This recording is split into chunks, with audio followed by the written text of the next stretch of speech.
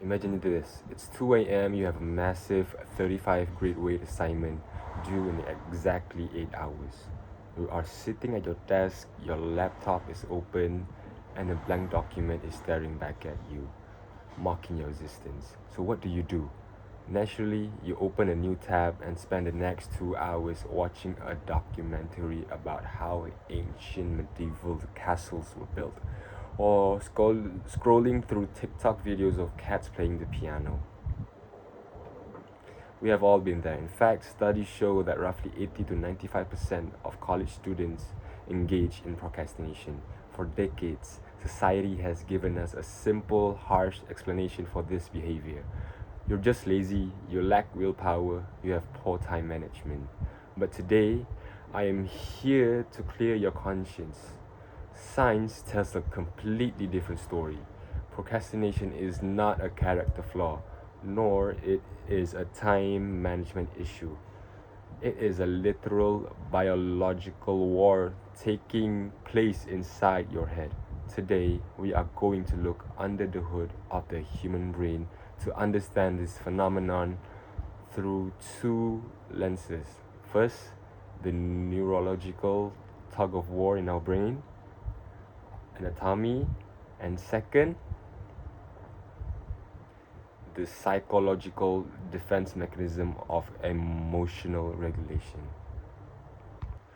To understand why we delay tasks, first we need to understand that our brains are split into two different evolutionary factions.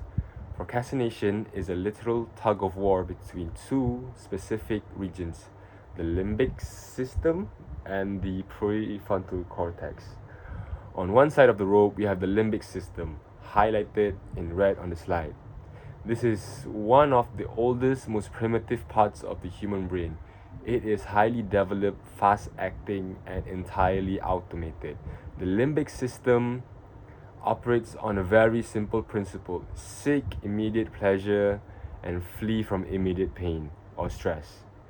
It is what researchers call our time inner caveman or our instant gratification monkey. It doesn't care about your future career, your GPA, or your upcoming deadline. It only cares about right now. On the other side of the rope, we have the prefrontal cortex, highlighted in blue. This is the highly evolved rational part of the brain sitting right behind your forehead. This area handles logic, long term planning, and decision making. This is the part of you that you need to start that research paper today so you don't suffer next week. Here's the problem: the prefrontal cortex is evolutionarily younger and requires a tremendous amount of conscious energy to operate. The limbic system is ancient, strong, and fast. When you sit down to tackle a difficult, boring, or overwhelming task, your brain perceives that task as painful. Immediately, your limbic system panics and pulls hard on the rope, demanding an escape. Unless you actively throw massive amount of mental energy into your prefrontal cortex to fight back, the limbic system wins every single time.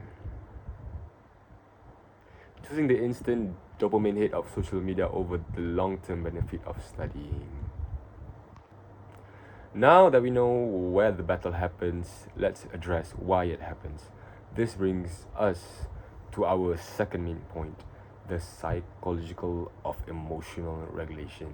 As I mentioned earlier, the biggest myth about procrastination is that it happens because we don't care about our work or we are just lazy.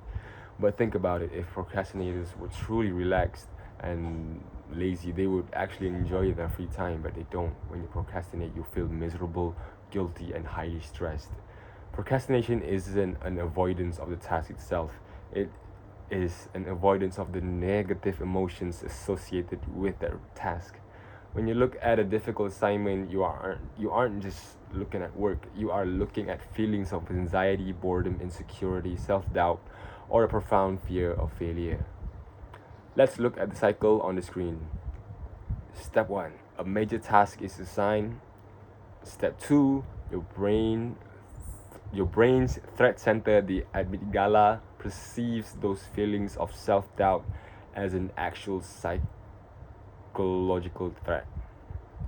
as an actual physical threat. Step 3, to protect you from those negative feelings, your brain engages in avoidance behavior. By closing your textbook and opening YouTube, you get an immediate drop in anxiety and a spike in temporary relief. Your brain learns that avoiding work equals safety and happiness. Unfortunately, this relief is short lived. The deadline gets closer, the guilt grows, the anxiety spikes even higher, and you spiral back. And you spiral right back into the cycle. In summary, we have learned today that procrastination is a complex internal conflict. It is a biological tug of war where your primitive pleasure seeking limbic system overrides your rational prefrontal cortex, driven entirely by a psychological desire to escape negative emotions. Because now we know that procrastination is an emotional problem and not a time management problem. Conventional advice like just buy a planner or make a to-do list will never work on its own. Therefore, my explicit recommendation for everyone in this room is to utilize a science-backed biological hack known as the 5-minute rule. The next time you feel the paralyzing dread of a major project, do not tell yourself that you have to write a 10-page paper. That triggers the threat response. Instead, make a deal with your brain to select just one micro task and commit to working on it for exactly 5 minutes. Write one sentence, read one paragraph. By shrinking the goal, you lower the emotional threat level. Your amygdala stops panicking, and your prefrontal cortex can safely step in. The magic of the 5-minute rule is that once you begin, the friction of starting disappears. Momentum is built, and you will find that you actually want to keep going. You are not lazy, you are just human, navigating a very complex brain. The next time the internal battle begins, give yourself 5 minutes. Break the cycle and take back control. Thank you.